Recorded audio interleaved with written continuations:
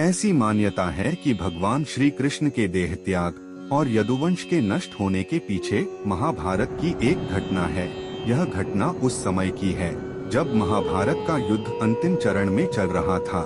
कौरवों की ओर से लड़ रहे सभी वीर अपने प्राण गंवा चुके थे।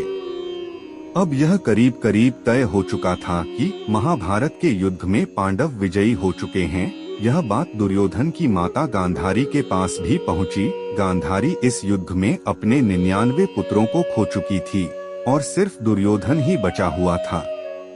ऐसे समय में गांधारी का पुत्र मोह उभरकर सामने आ गया और उसने अपने पुत्र दुर्योधन को गंगा स्नान करके नग्न अवस्था में अपने सामने आने के लिए कहा। दुर्योधन माता के सामने नग्न आने में पहले तो हिचकिचाए, लेकिन माता की आज्ञा के कारण दुर्योधन ऐसा करने के लिए तैयार हो गए। क्या हुआ जब दुर्योधन माता के कक्ष में पहुँचे? दुर्योधन गंगा स्नान करके नग्न अवस्था में माता के शिविर में प्रवेश करने ही वाले थे कि भगवान श्री कृष्ण वहां पहुंच गए। श्री कृष्ण दुर्योधन को नग्न अवस्था में देखकर पहले तो हंसे, फिर दुर्योधन को समझाया कि माता के सामने नग्न जाना उचित नहीं है।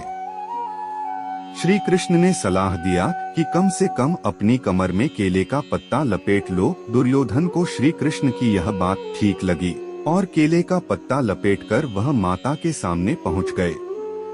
गांधारी ने अपनी आंखों पर लगी पट्टी को हटाया और दुर्योधन को देखा। गांधारी की दृष्टि से दुर्योधन का पूरा शरीर वज्र का बन गया, लेकिन जिस भाग पर केले का पत्ता लपेटा हुआ था वह वज्र का नहीं बन सका।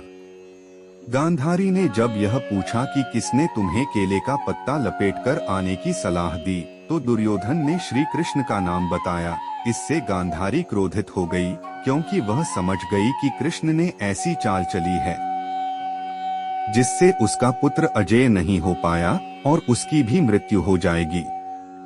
इससे गांधारी ने श्री कृष्ण को शाप दे दिया। गांधारी ने श्री कृष्ण को शाप दिया कि जिस तरह से मेरा वंश नष्ट हुआ है, उसी तरह पूरे यदुवंशियों का भी अंत हो जाए। गांधारी के शाप के कारण यदुवंशी आपस में ही लड़कर नष्ट हो गए और कौरवों की तरह यदुवंश भी नष्ट हो गया। इसके बाद एक दिन जब भगवान श्री कृष्ण वन में वृक्ष की छाया में आराम कर रहे थे, उस समय एक शिकारी वन में शिकार करने आया हुआ था। उसने जब श्री कृष्ण के पैरों की आवाज सुनी तो उसे लगा कि वन में कोई हिरण है और उसने बाण चला दिया जो सीधा श्री कृष्ण के पैरों में जा लगा।